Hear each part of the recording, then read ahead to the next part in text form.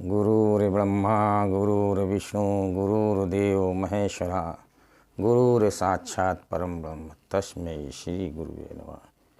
हे गुरुदेव, मैं आपको इन पंक्तियों के माध्यम से प्रणाम करता हूँ।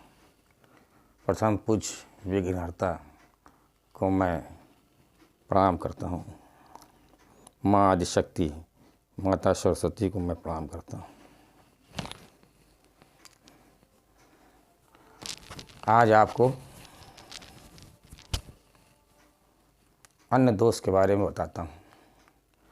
अन्न दोष क्या है, इससे हमें कितने हानि, कितने पारिवारिक द्वेष पैदा होते हैं।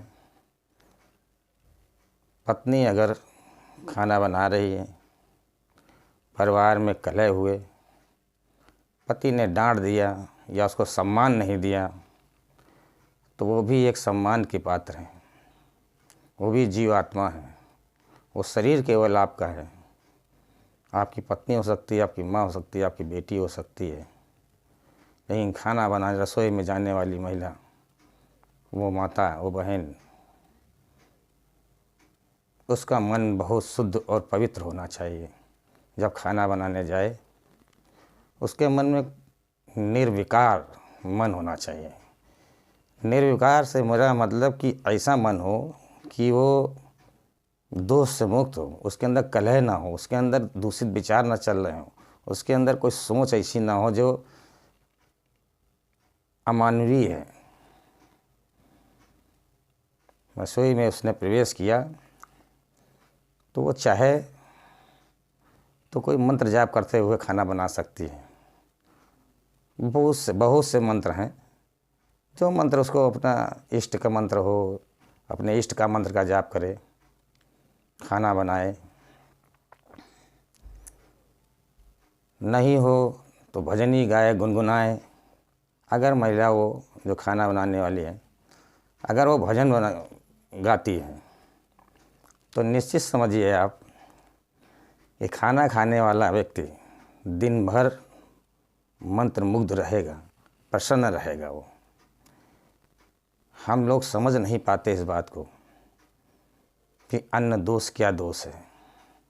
अगर तुम्हें अपने बच्चे को अच्छा बनाना है तो आप खाने में ऐसे विचार अपने मन में लाइए जो बच्चों को अन्न में प्रवेश करें, और वो बच्चा खाना खाए तो उसकी सोच बदलेगी, उसकी मानसिक क्रियाएं बदलेंगी। जैसे आपने कहा, बेटा जो भी नाम हो उसका, मान लिया दिनेश नाम है, दिनेश रोटी बनाती जाइए आप। दिनेश बेटा, तुम्हें बहुत पढ़ लिख के होशियार निकलना है, या फलाना पिता का व्यापार कर बहुत अच्छा संभालना है तुमको। तुम व्यापार संभाल सकते हो, तुम्हारे में क्षमता है, तुम ये कर सकते हो, तुम चाहो तो इंजीनियर, डॉक्टर बन सकते हो, तुम्हारे अंदर बड़ी स्मरण शक्ति है, तुम्हारी सोच बहुत अच्छी है। इस प्रकार के विचार लाइए अंदर, तो वो बच्चा जो पढ़ना भी नहीं चाहता है वो भी पढ़ने लगेगा। और ये कोई मैं अपनी मन से नहीं कह रहा, ये तो युगों से ऋषि मुनि कहते चले आए हैं। जो आप भूल गए हैं, मैं आपको याद दिला रहा हूँ। अगर आप कलह में हैं, कलह का वातावरण है आपका, और आप खाना बना रहे हैं, तो निश्चित समझिए आप के हाथ का खाना खाने वाला अंदर ही अंदर टेंशनाइट होने लगे। जैसे ही खाना खाएगा उसके अंदर टेंशन आने लगेगा, उसका उग्र स्वभाव हो जाएगा। अगर आप टेंशन में खाना बना रहे हैं तो उसका ब्लड प्रेशर चेक करवा लीजिएगा। खाना खाने के बाद उसके ब्लड प्रेशर में परिवर्तन होगा निश्चित। ये हजारों लोगों की आजमाई हुई बात बता रहा हूँ मैं आपको। अन्न दोष महादोष है। शुद्ध शरीर से खाना बनाइए, मन को पवित्र रखिए। सबसे बड़ी चीज़ है मन। एक माँ की बेटी खाना बनाती है, पूरे घर को पसंद ही नहीं आता, और एक बेटी माँ के खाना बनाती है तो पूरा घर खाते ही चला जाता है। क्या परिवर्तन है, क्या अंतर है? उसकी सोच का अंतर है। वो खाना बनाती है, उसका सारा ध्यान खाने में होता है। एक खाना बनाती है तो उसका खाने में होता ही नहीं है, इधर उधर की बातें करना, मन ही नहीं लगता खाने में, खाना बना रही हैं। तो वो भोजन आपको स्वादिष्ट भी नहीं लगेगा और मन प्यासा बना रहेगा अच्छा खाने के लिए, क्या और क्या खावें। और एक वही महिला दूसरी महिला खाना बनाती है तो तृप्त हो जाती है आत्मा, और दिन भर कुछ खाने की इच्छा ही नहीं होती कि क्या खाएं, खाना खा लिया सही। तो हमारा कहने का मतलब ये है, घर में वातावरण ऐसा बनाइए कि गृहिणी खुश रहे। गृहिणी को अपशब्द मत बोलिए, आप उसको पैर की जूती मत समझिए, अपनी पत्नी को उसको सम्मान दीजिए और उसको खुश रखिए, खुश होकर खाना बनाएं।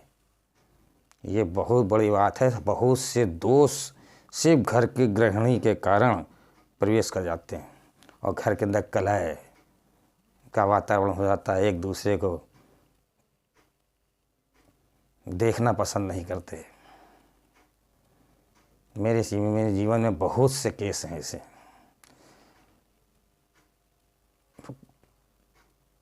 ऐसा अगर घर का वातावरण सबसे पहले पुरुष से ही खराब होता है। बहुत महिलाएं भी होती हैं ऐसी, लेकिन मैक्सिमम मैंने देखा है कि पुरुष आता है, अपनी सारी गुस्सा जो है परिवार में उतार देता है, आ करके वो सब डिस्टर्ब कर देता है। या बहुत सी स्त्रियां भी ऐसी होती हैं, या घर में बच्चे नालायक निकलते हैं तो गुस्सा क्रोध आता है। इससे इस दोष से आपके अंदर ईर्षा, द्वेष, घृणा, व्याभिचार, क्या क्या नहीं आएगा, भय, एक दूसरे के प्रति कटुता रखना, आप जो नहीं बोलना चाहते हैं धोखे से वो भी निकल जाता है। और फिर सोचते अरे मैंने ये क्या किया, मैंने झूठ बोल दिया या मैंने वैसे कह दिया, ये तो मैंने अच्छा नहीं किया। बाद में पछताते हैं आप, लेकिन अब वाणी से चीज़ निकल गई तो निकल गई। ये अन्न दोष का खेल है।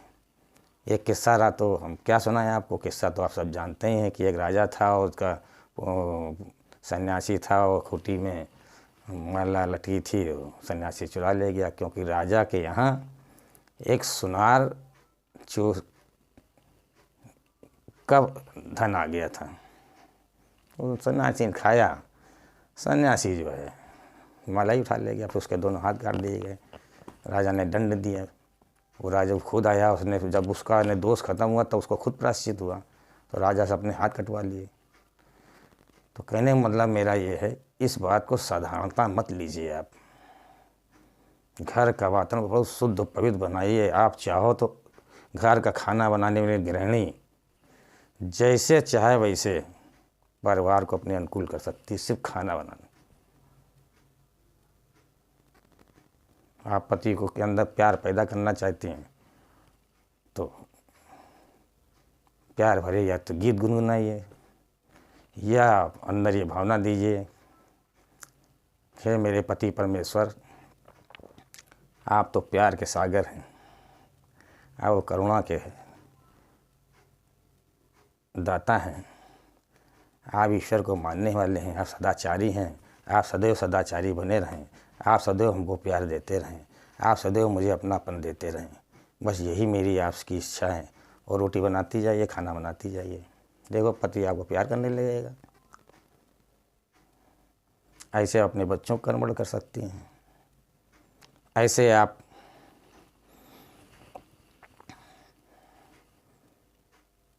जो पढ़ने वाला बच्चा ने वही पढ़ने लगेगा। बस आप भावना दीजिए अन्न में। अन्न दोष, और अन्न से क्या नहीं किया जा सकता।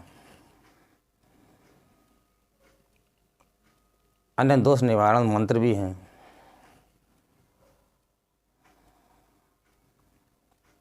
तो कहने मतलब मेरा ये है कि पत्नी को या गृहिणी को जो परिवार में खाना बनाती है उसको खुश रखिए। उसको कभी भी आप जो है अपशब्द मत बोलिए जिससे कि वो रुष्ट होए। अगर मान लिया पत्नी को भी चाहिए कि अगर वो हो भी गया घर में वातावरण तो अपने को प्रसन्न करके तब रसोई में घुसे। अब प्रसन्न कैसे करें आप? संगीत सुन लीजिए, संगीत सुनना प्रारंभ कर दीजिए। बहुत से उपाय हैं। अगर आप अपने आप को शुद्ध रखना चाहते हैं, अपने मन को शुद्ध रखना चाहते हैं तो बहुत से ऐसे उपाय हैं जो आप क्या कहते हैं कर सकते हैं, आप कर सकती हैं, कर सकते हैं। और ये अन्न दोष बहुत बड़ा दोष है, पूरे घर को बर्बाद कर देता है। अब आप सोचते रह जाते हैं कि ये क्या हो रहा मेरे परिवार में, मेरी पत्नी मेरे साथ ऐसा व्यवहार क्यों कर रही है। आपको अपनी गलती समझ में नहीं आएगी, पत्नी को अपनी गलती समझ में नहीं आएगी। सब आप यही कहेंगे यार जीना बेकार है, परिवार में शांति नहीं है, कलह हो चुकी, माँ अपनी गाय रही पिता, क्योंकि ये सब अन्न दोष का खेल है। अन्न दोष अपने से जीवन में मत आने दीजिए। घर को खुशहाल रखिए, परिवार को प्रसन्न रखिए। धन तो आता है चला जाता है। आपका पति अगर आपने क्रोध में खाना बनाया या चिड़चिड़ा रही हैं, आप खाना बना रही हैं, तो निश्चित समझिए वो व्यापार में भी जाकर चिड़चिड़ाएगा वो खाना, और वो लड़ जाएगा किसी से, या आपको संबंध खराब हो जाएंगे व्यापारिक। और जो मुंह से निकल जाता है, जो व्यवहार हो जाता है गंदा, वो कभी ख़त्म नहीं होता, वो सामने वाले के अंदर एक कटुता बनी रहती है। इसके निवारण के लिए मैं आपको मंत्र देता हूँ, लेकिन जीवन में गुरु का बहुत महत्व है, इसलिए गुरु दीक्षा होना बहुत ज़रूरी है। और गुरु कैसा होना चाहिए ये फिर कभी वीडियो बनाएंगे। गुरु दीक्षा लेना बहुत ज़रूरी है। कोई भी मंत्र का जाप करने के लिए गुरु की कृपा होना बहुत ज़रूरी है, इसलिए आप गुरु दीक्षा ले सकते हैं। गुरु दीक्षा लीजिए। मैं आपके जन कल्याण के लिए ये मंत्र दे रहा हूँ जिसका मैं जाप करता हूँ स्वयं। ये गणेश जी का मंत्र है। गणेश जी की छोटी सी मूर्ति, प्राण प्रतिष्ठा चैतन्य होनी चाहिए। नहीं है तो भी कोई बात नहीं, लेकिन जाप तो आप करिए। जब आपकी इच्छा हो तो किसी से आप प्राण प्रतिष्ठा करवा लीजिएगा, नहीं हो तो मैं कर दूंगा। लेकिन गुरु दीक्षा लेना अनिवार्य है। साधना सीखना चाहते हैं तो साधना सिखाएंगे आपको, कैसे पूजा पाठ की जाती है वो सिखाएंगे आपको, क्या साधना में गलती हो जाती है वो बताएंगे आपको। तो मंत्र है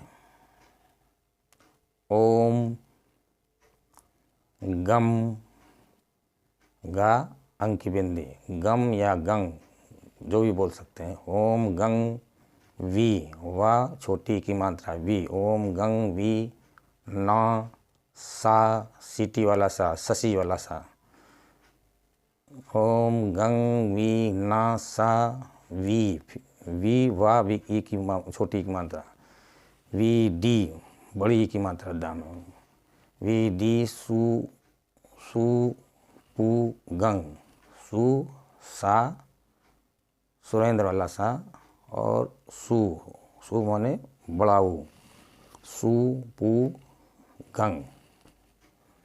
ओम गंग वी ना सा या ला वा वी दी सु पू गंग। ये गणेश जी का मंत्र है।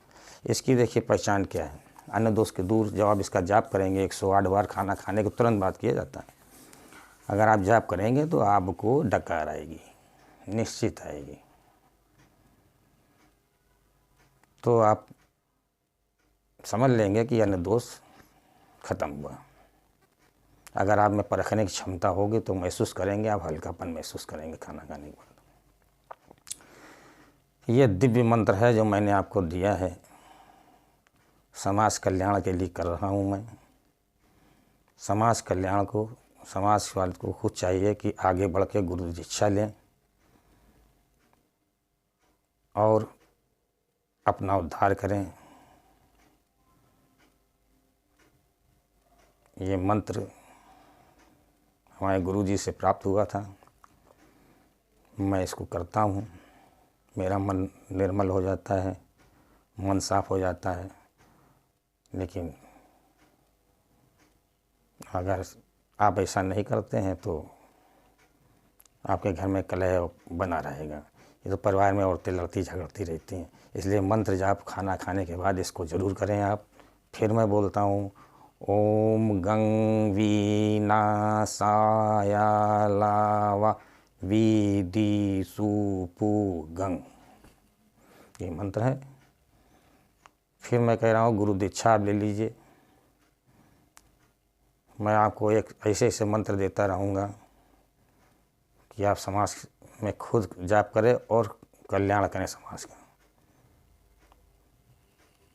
बाकी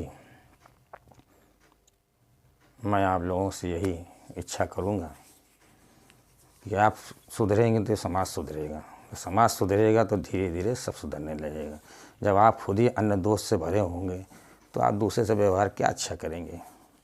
इसलिए आप घर से निकलें, खाना खाएं, खाना खाने के तुरंत बाद करना है और गणेश जी की प्रतिमा प्राण प्रतिष्ठा यंत्र आप प्राप्त कर लीजिए। उसी के सामने आपको बैठ के करना है। ये गणेश जी के अलावा अन्य दोष कोई दूर नहीं कर सकता। आप सभी को वंदन, आप सभी को प्रणाम करता हूँ मैं, क्योंकि आप सब ब्रह्म हैं, आप आत्मा हैं, परमात्माएं हैं आप। इसलिए आप सबको प्रणाम भी मैं करता हूँ।